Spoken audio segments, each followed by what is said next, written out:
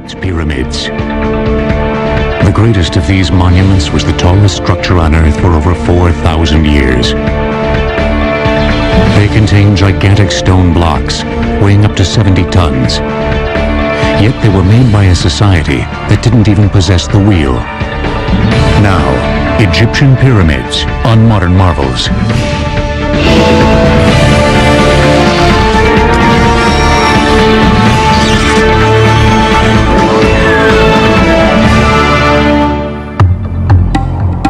Inside the famous Great Pyramid of Khufu at Giza, a series of mysterious passageways lead through the mountain of stone. Passing through a magnificent grand gallery, the main passageway finally ends at a granite-lined vault, deep within the massive structure. Called the King's Chamber, many scholars believe that this is where the great Khufu was finally laid to rest. But was he? For centuries, these extraordinary edifices have inspired an enduring fascination in people around the world. Generations have wanted to see them, study them, and unlock their age-old secrets, such as why and exactly how they were built. And yet, despite the best efforts of researchers, the solutions to many questions surrounding the pyramids remain tantalizingly obscure. The lack of concrete evidence from ancient Egyptian sites has complicated the problem. Even the application of the most modern technology has failed to unravel all the mysteries. Recently, however, new theories have been proposed, which call some of the key generally accepted ideas about the pyramids into question, and that may indeed solve some of the riddles concerning these magnificent achievements. One of the first mysteries about the pyramids is their exact number. Nearly 100 have been discovered in Egypt. Surprisingly, however, at least 3 pyramids that are mentioned in inscriptions remain obscured by time and the relentless desert sands. It may seem surprising that pyramids have not been located yet, but over thousands of years, their superstructures may have been quarried away and all that's left is underground or may have been built over. Built during a span of almost 1,000 years, from approximately 2630 to 1640 BC, the pyramids stand as cultural and engineering marvels of staggering proportions. Not only are they incredibly magnificent structures, but of course they're also the few wonders of the ancient world to survive. The purpose of the pyramid is to serve as the king's tomb, but that's only the beginning because we have to understand why the king of Egypt needed to have a tomb quite like that. The pyramid is the architectural realization of the king's ascent to the sun. That was the king's after-death fate. The pyramid is the spot in which that great transformation takes place, in which the king is reborn. An ancient Arab proverb reads, "Man fears time, but time fears the pyramids." And yet the so-called golden age of pyramid building lasted for only 150 years, during the 4th dynasty of the Egyptian Old Kingdom. And the greatest of the pyramids, those on the Giza Plateau near Cairo, were constructed over a span of only 3 generations. Remarkable engineering achievements in their own right, the pyramids were also the centerpieces of often vast complexes of temples and smaller tombs, called necropolis. The word necropolis literally means city of the dead. So with the pyramid itself, we only have the monument over the king's tomb. Attached to the pyramid is a temple. Then there's a long causeway that leads to the valley where there's another temple. Offerings are presented at the statues of the king in this temple. There is enormous staff that's involved for the upkeep of the temple. The legendary Sphinx, also at Giza, is part of one of these necropolis. That built around the pyramid of King Khufu's son, Khafre. We may know the reason why the pyramids were built, but the origin of their specific shape is still uncertain. The earliest Egyptian burials involved placing the body in a shallow pit, then covering it with a large rock or mound of stones. These not only served to keep jackals from digging up the dead, but also were probably meant to represent the primordial mound from which the Egyptians believed all life sprang. The ancient Egyptians were oriented towards the Nile, which was the source of their life and their sustenance. And the Nile used to flood every year. After that was over, when the floods would recede, the land would become visible again. So that became a metaphor for creation. So the primeval mound was the first time the first land began to be seen when the first waters, the primeval waters, had begun to recede. And it was upon this primeval mound that the sun rose for the first time. Then this mound actually is the pyramid. It represents the primeval mound, that the God created whole Egypt through this mound. The symbol of this primordial mound was the sacred benben, a pyramidal-shaped stone that most Egyptologists believe would later influence the form of the pyramids. And in the top of the pyramid, the capstone is the benben. Then the capstone, that they put it in the top of the pyramid, and they cased it with electrum, white gold and yellow gold. And that capstone is a symbol that the pyramid is finished. But some other scholars cite additional influences for the shape of the pyramids.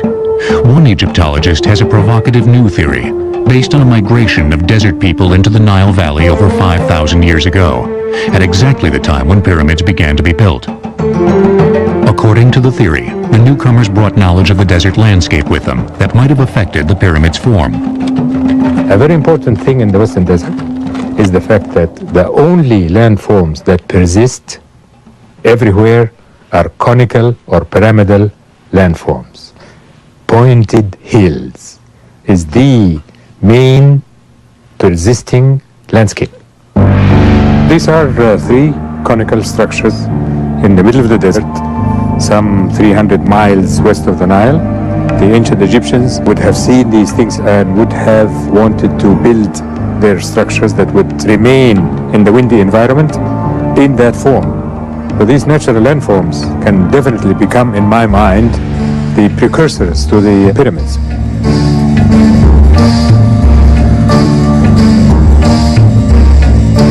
But before actual pyramids were built, Egyptian tombs went through another stage of development, the mastaba. Mastabas were low trapezoidal structures with sloping sides and flat roofs. Usually made of mud bricks, they developed from the primordial mound burials. Mastaba, and it's the Arabic word for bench, but they're bigger than any bench. But the mastaba is the word for the superstructure of a private tomb. The Egyptian tomb really consists of two parts. There's the below ground part, which is the actual burial chamber, and there is the above ground part, which could be cut into the cliff, or it could be a constructed monument like a mastaba.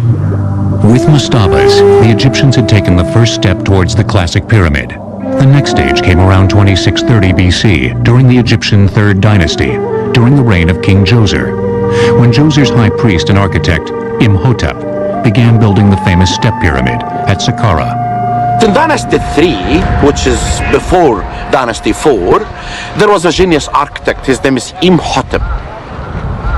And he began to make a revolution in building, changing the building from mud brick to limestone. And he built what's called the step pyramid, a mastaba above the one, until he reached 6 mastabas. And that was a revolution. Soaring to almost 200 feet in height, with a base measuring 397 by 358 feet, the step pyramid is thought by many scholars to be the first large building in human history made completely of stone, and the first pyramid of any kind built in Egypt. Imhotep remains one of the few overseers of a pyramid whose name is still known. Exactly how he designed and planned the structure is not. We have from later times papyrus where they planned a temple, and they knew in advance how many people they would need, how many food they would have to bring to the place, and how many stones would be needed. And so there must have been similar papers for all these pyramids, but unfortunately we don't have them. However, we do know how the workmen actually accomplished the construction. To move the stone, they used levers, wedges, and rope, usually pulled by teams of men, chanting, heaving at a 1, 2, 3 heave sort of thing. To cut the stone, they used copper chisels, which are softer than modern iron chisels, but limestone is a soft stone. Of course, it takes a lot of work, but they had the manpower to do it. The result result is a monument that is as precise as it is imposing. Despite the remarkable symmetry of the final structure, however, archaeological investigations have proven that Imhotep did not plan for the monument to be a step pyramid from the beginning. He started with a mastaba, then he built a larger mastaba, and then he started piling them one on top of the other, so you have as though you have a stairway to heaven. Why the step pyramid was enlarged in these stages remains unknown. As magnificent an edifice as the step pyramid was, few later pharaohs copied it.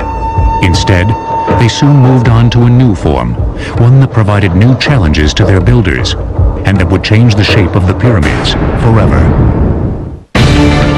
The designer of the step pyramid, Imhotep, was so revered that in later centuries he was worshipped as a god. Egyptian pyramids will return on Modern Marvels. We now return to Egyptian pyramids on Modern Marvels. Just over a half-century after King Djoser built the step pyramid in 2630 BC, King Snefru came to the throne of Egypt. He would become the greatest pyramid builder in Egyptian history. Unsatisfied with his early efforts, Snefru erected no less than 3 huge pyramids during a reign that may have lasted up to 50 years. The first was the so-called collapsed pyramid at Meidum, begun around 2575 BC. During its building, Snefru decided to change the form of the collapsed pyramid several times. Why he did so remains unknown. How he did it is understood much more completely. It was built as a step pyramid originally, which was then increased in size.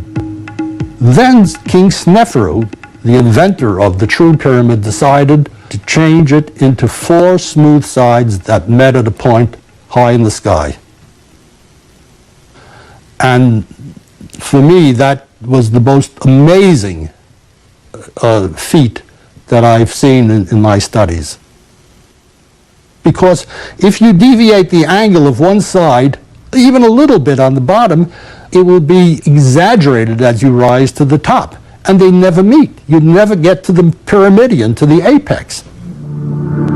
Today, all that is visible of this pyramid is part of its inner stepped core, surrounded by heaps of loose rubble, thus giving it its collapsed appearance. In earlier times, archaeologists believed that it had indeed collapsed during construction, and was for this reason abandoned.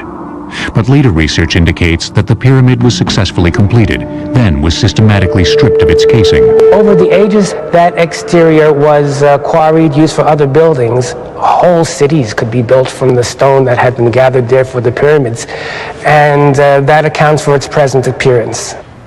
Like the step pyramid completed 55 years earlier, the core of the collapsed pyramid was made with layers of stone that actually leaned inward.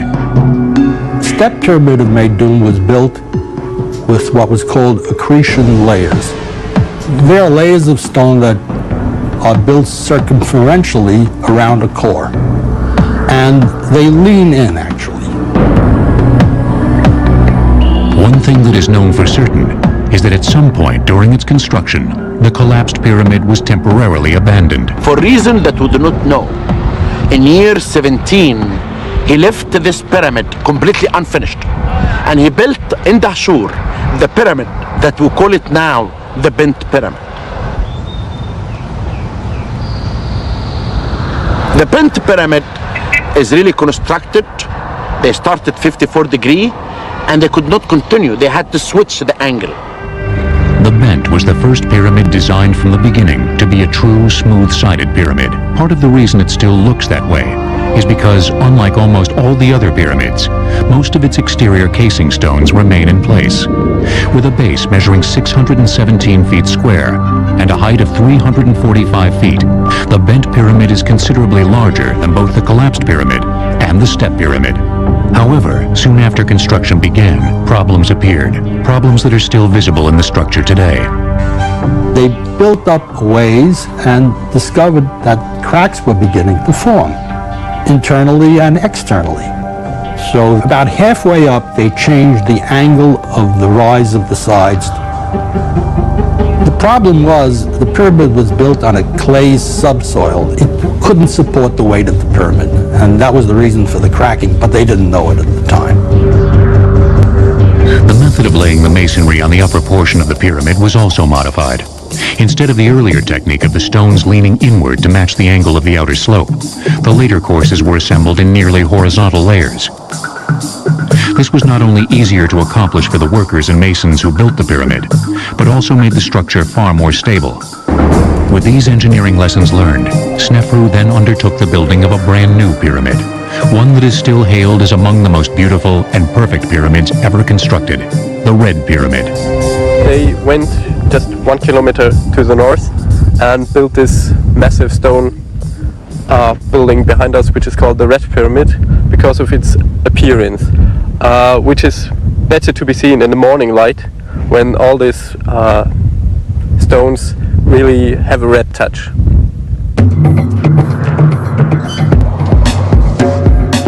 With a base 772 feet square and a height of 345 feet, the Red Pyramid is more massive but no taller than the Bent Pyramid. With an angle of approximately 43 degrees, the slope of the Red Pyramid is also much shallower than the lower portion of its bent cousin. The angle was an attempt to copy the upper angle of the Bent Pyramid because they felt that that was the safest angle to build a pyramid with. But structurally, the Red Pyramid's most important feature was the way in which its stones were assembled. The Red Pyramid was an advance over the earlier pyramids because the entire pyramid was built with courses of horizontal stone, much more stable structure. All the forces are directly down instead of angled outwardly. The Red Pyramid of Snefru is the first pyramid that is actually a perfect pyramid that has achieved the pure abstract pyramidal form. No one knows exactly why Snefru built this edifice, but archaeologists have speculated that he wanted his final resting place to be an ideal expression of the pyramid, and the Red Pyramid is certainly that. With the construction of the Red Pyramid, all the major engineering and structural elements of the classic pyramid were put in place. The stage was set for Snefru's son, Khufu, to build the greatest pyramid of them all. Taken together, the three pyramids built by King Snefru contain a volume of stone almost 1 million cubic meters greater than the Great Pyramid. Egyptian pyramids will return on Modern Marvels. We now return to Egyptian pyramids on Modern Marvels. Near the modern city of Cairo lies the largest and most imposing concentration of pyramids in the world, those of the Giza Plateau. They include the biggest of them all, the Great Pyramid of Khufu, begun around 2551 BC, the Pyramid of Khufu's son, Khafre, the Pyramid of Khufu's grandson, Menkaure, several smaller pyramids called Queen's Pyramids, and the legendary Sphinx. The site of Giza was uniquely suited for the construction of pyramids. It has the best quality of limestone. It's about 300 feet above the sea level. It's a perfect place. It has the best quality of the stones. And this type of stones never existed any place else.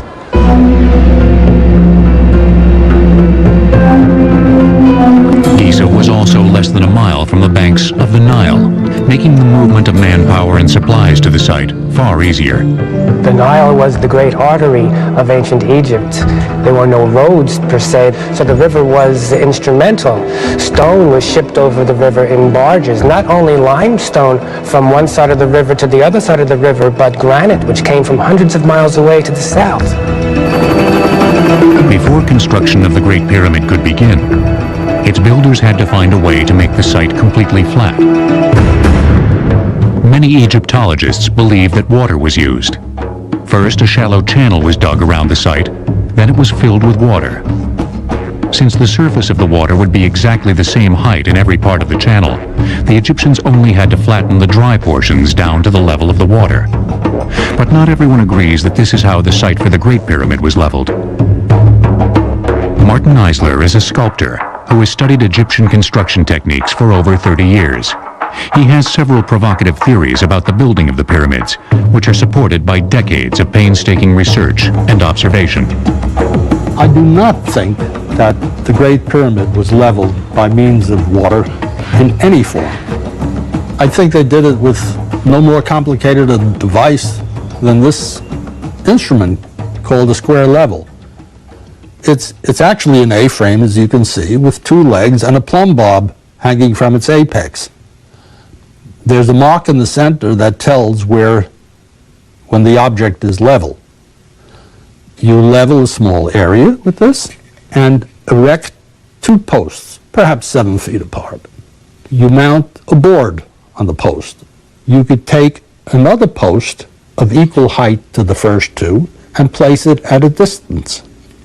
Using the board as a sighting rod, you could then cut drafts in the bedrock until the pole is at a level with the first two poles in the small area that you've cut.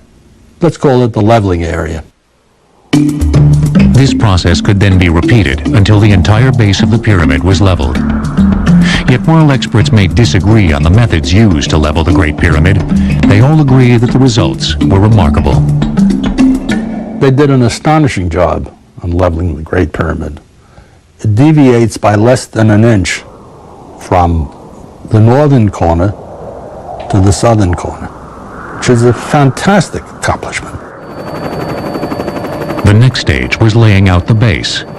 This was important because the orientation of the pyramid was crucial for religious reasons. You often read about how closely the pyramids are aligned to the cardinal points, north, south, east, and west. Because just as the pyramid points heavenward towards the sky is also anchored in the earth by the pyramids, because the Egyptians associated the cardinal points with the circuit of the sun, with the sky, and with various constellations. The generally accepted theory is that the pyramids were oriented using stellar observations. By bisecting the angle between the points where a particular star rises and sets on the horizon, a direction of true north can be obtained, but other experts, including Martin Eisler, believe that a different method was used instead. It's very hard to point to a distant star and get the accuracy that they were able to achieve. I think they oriented the pyramids by means of the shadows cast by the sun. First, the builders would have placed a perpendicular stake, called a gnomon, in the ground. When equal and opposite angles of the sun cast shadows over a gnomon, the bisection of that angle gives you a north-south direction. Whatever the method, the Great Pyramid was aligned almost perfectly, its sides having a variance of less than 1/15 of 1 degree from the cardinal points. Other measurements were equally precise, each side measuring 756 feet, with a discrepancy of only 4 inches per side. In order to actually construct this gigantic edifice, the Egyptians faced an equally gigantic problem in human resources management. Contrary to the popular image, labor was not performed by hundreds of thousands of slaves, but by peasant conscripts as part of a corvée, that is, as labor owed the state by the peasants, probably as part of their taxes.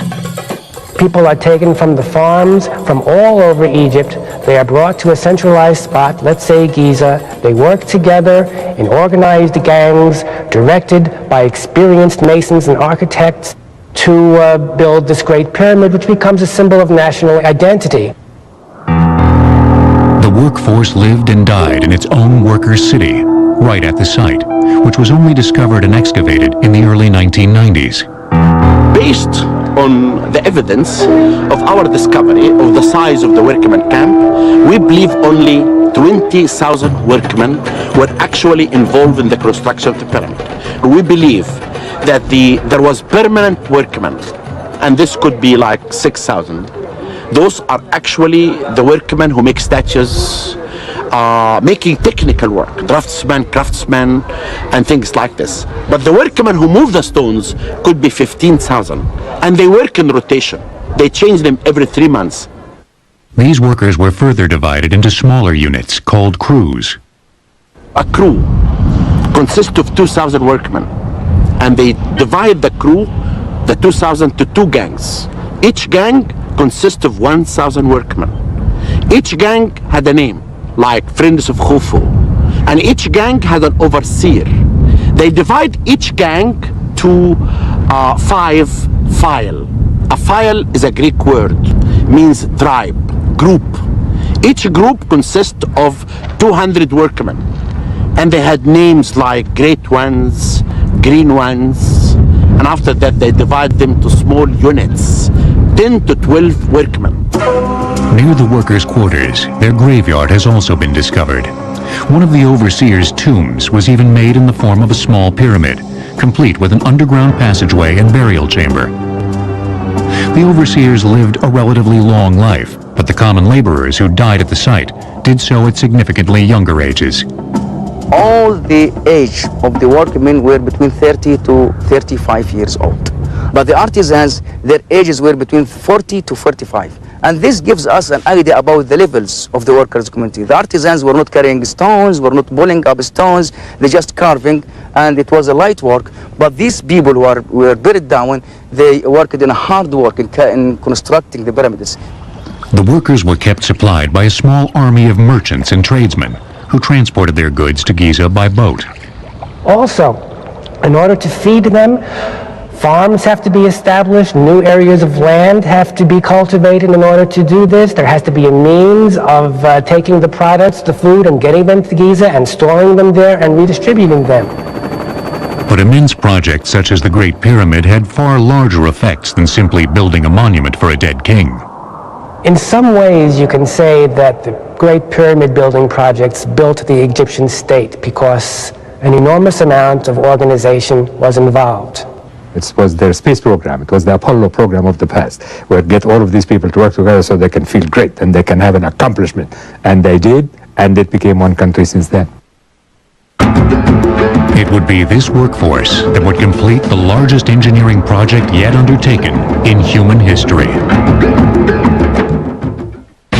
The ancient Greek historian Herodotus reported incorrectly that the Great Pyramid was built by shifts of 100,000 slaves, and that King Khufu forced his daughter into prostitution to help pay for the massive project. Egyptian pyramids will return on Modern Marvels.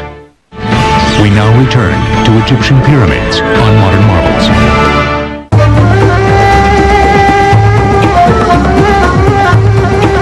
The workers who quarried the majority of the building stones for the pyramids at Giza labored at a site that has only recently been cleared of debris.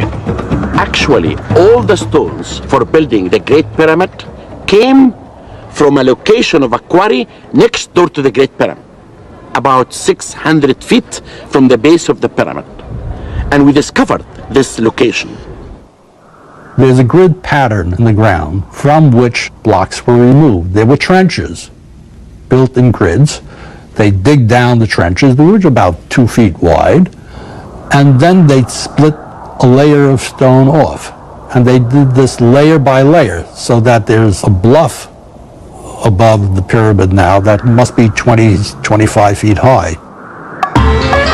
Workers used simple copper tools, like these preserved in the Cairo Museum, to rough out the limestone blocks. Afterwards, using tools much like these, masons smoothed the sides and edges of the blocks. Then, employing wooden sleds and ropes such as this, the blocks were dragged to the pyramid. Most scholars believe that the workers piled up the blocks in sequential horizontal layers, with each layer being precisely squared and leveled until the top of the pyramid was reached. But again, not all the experts agree. Number one, the slightest imperfection on the bottom would assume a cumulative effect as it reached the top. In addition, when I looked at the Great Pyramid, I could see that almost none of the courses were truly level. And I realized then that this was not the way to go. There had to be another approach. And this is what I devoted many years to finding. Using the collapsed pyramid as a prototype, Eisler proposes that most pyramids built after the collapsed pyramid consist of 3 stages of construction. First, an inner stepped core, not unlike the core of the collapsed pyramid, was built. Then, the base was enlarged, and the large steps were progressively filled in with a second layer of smaller steps, creating a shape much closer to a true pyramid. Finally, the small stepped exterior was encased in a layer of finely finished limestone, creating a true smooth-sided pyramid. Because so much of the original stone remains on the Great Pyramid, It is impossible to tell if this three-stage process was used in its construction. But as evidence for his theory, Eisler points to a number of smaller pyramids, called Queen's Pyramids, that stand alongside the large pyramids at Giza, and which were built at about the same time. And the remains there show a nucleus of large steps, which were then filled in with what we call packing stones, which were smaller stones and brought it to a more pyramidal shape. And finally, this whole thing was encased with a mantle of smooth limestone that met at a point in the top. There are also several theories concerning how the stones were raised to the height of the upper courses. Most of them involve the construction of ramps that either spiraled around the pyramid as it grew, or led directly to the current level of construction. The ramp that the Egyptian used to construct the pyramid was huge, constructed of stone rubble and mud. Then when the Egyptians will dismantle this ramp, they had to leave evidence under the ground of that ramp.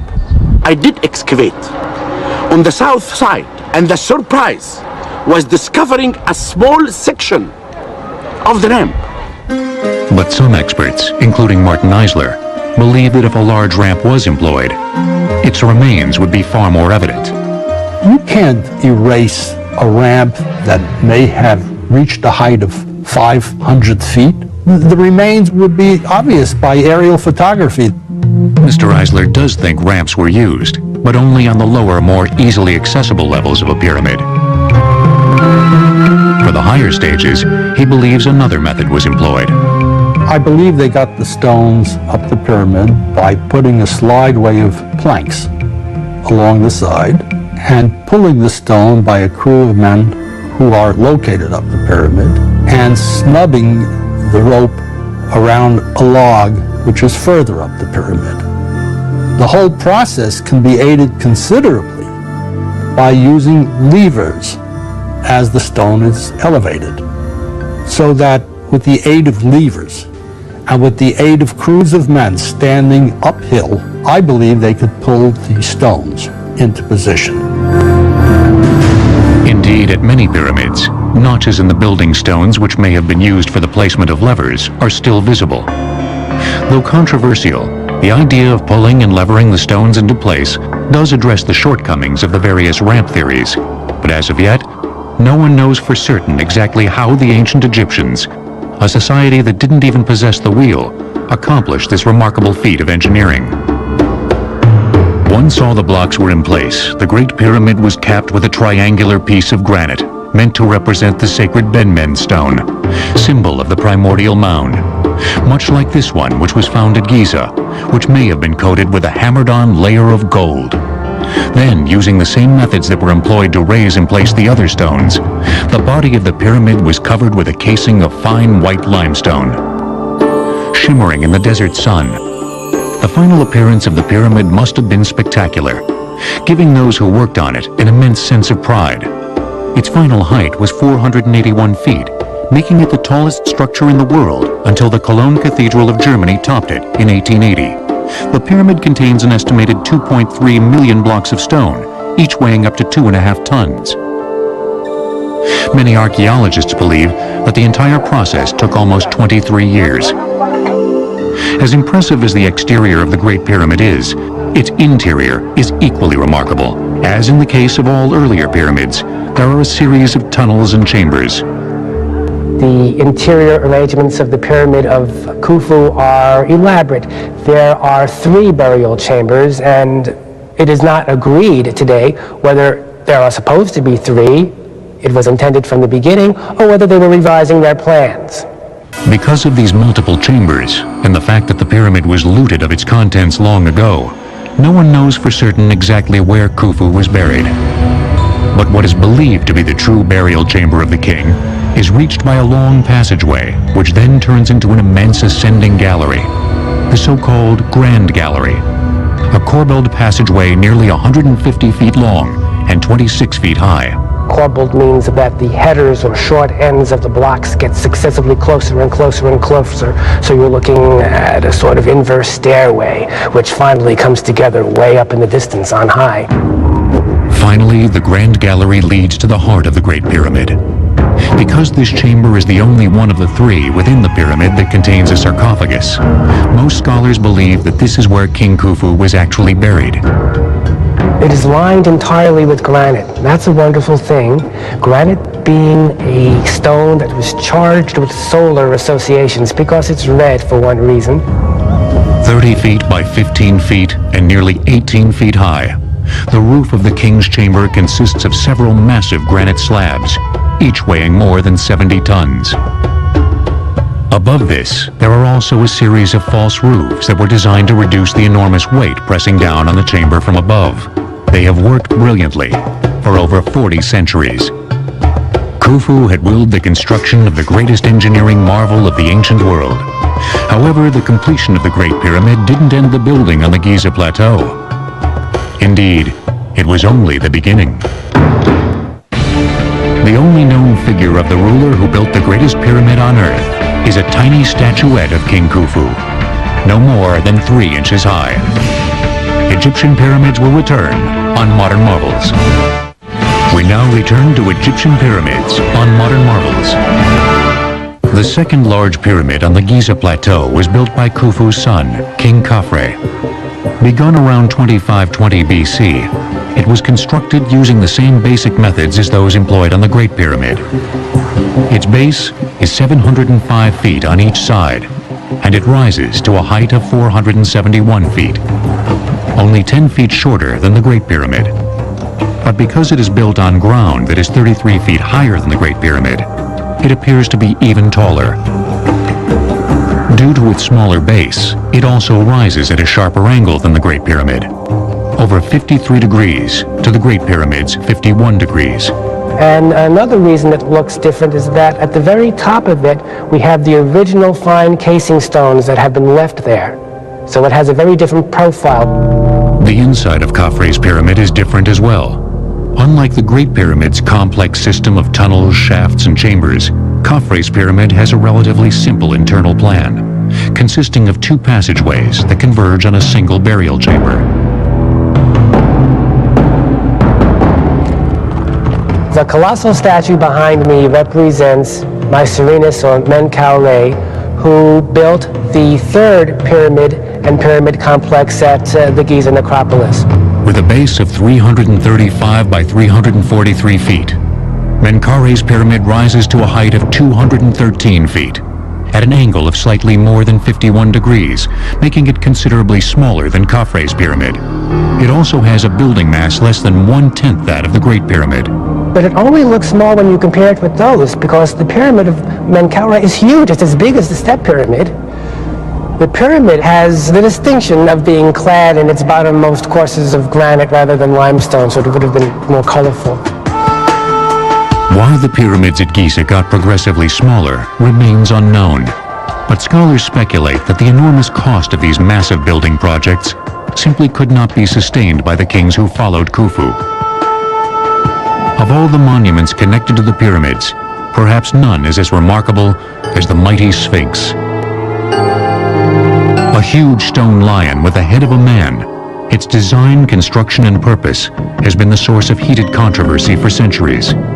The Sphinx, I think, is compelling because it's this part human, part animal form, and it provides this mysterious air. It's not quite completely all there. It's this huge structure on the Giza Plateau. What in the world could it have been about? We know that from where it is, that most likely it was done during the time of the builder of the second pyramid, King Khafre. And this is because of the orientation of the Sphinx itself. And some people even perceive that the face of the Sphinx itself looks like the statue of King Khafre. 240 feet long and 66 feet tall, the Sphinx was the first truly colossal piece of sculpture in ancient Egypt. Its builders began by quarrying a U-shaped ditch out of a solid limestone base of the Giza Plateau. Then, they sculpted the body from the block of stone that made up the center of the U, making the bulk of the monument actually part of the plateau itself. A recent theory makes an even more direct link between the Sphinx and the natural landscape. I really think if you look at the setting of the Sphinx, you can see that it is more part of that environment that most people give it. Why do I say that? It's because we see things like that almost identical to it in the Western Desert due to total natural erosion. These natural features are called mud lions. This here is a yardang, or a mud lion, or a natural sphinx. There are huge numbers of these in the Western Desert in Egypt, and that's why I'm saying that the ancient Egyptians may have borrowed that shape from this natural landform, knowing that it is part of the majesty of the land. For hundreds of years, there have been rumors of secret tunnels and chambers within the Sphinx. Not long ago, those ideas were put to the test with ground-penetrating radar. And they did survey the whole area, and it proved that there is nothing really underneath the Sphinx. The Sphinx is a solid rock or a living rock, and there is nothing really is hidden inside. A sense of how ancient and revered this monument is can be gained from the fact that its first restoration was undertaken almost 1,100 years after Khafre died by Pharaoh Thutmose IV in and around 1400 BC. A 12-foot-tall, 15-ton granite stele erected by Thutmose at the site relates the story of how, as a young prince, but not the crown prince, he was on a hunting expedition near the Sphinx. Pausing for a rest, he fell asleep in the shadow of the statue's head, which was then the only part of the monument that remained above the encroaching desert sands. And the Sphinx came to him in his dream and said, "My son Thutmose, I'm dying because of the sand. If you remove the sand away from my head, I will make you the king of Egypt." And this prince actually became the king of Egypt.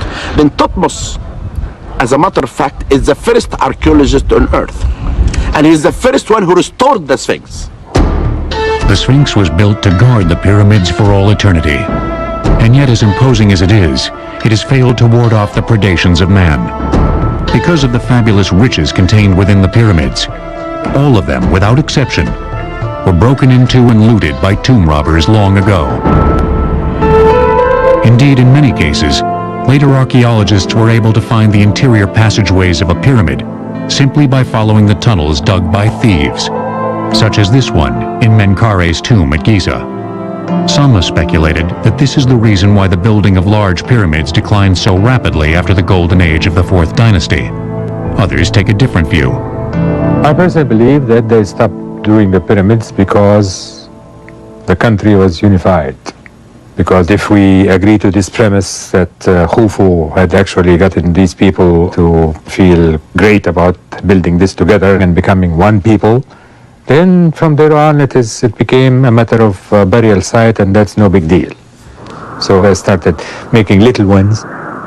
The attention shifted from the size of the pyramid to the development of the complexes attached to the pyramid, so that the pyramid temples expanded and became more complicated, and the valley temples expanded and became more complicated. After that, pyramids got increasingly smaller, and it just sort of faded out.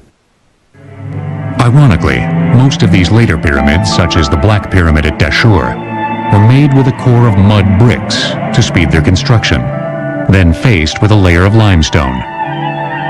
Once the limestone was plundered for other construction projects, they quickly eroded, leaving them in a greater state of disrepair than the earlier stone pyramids.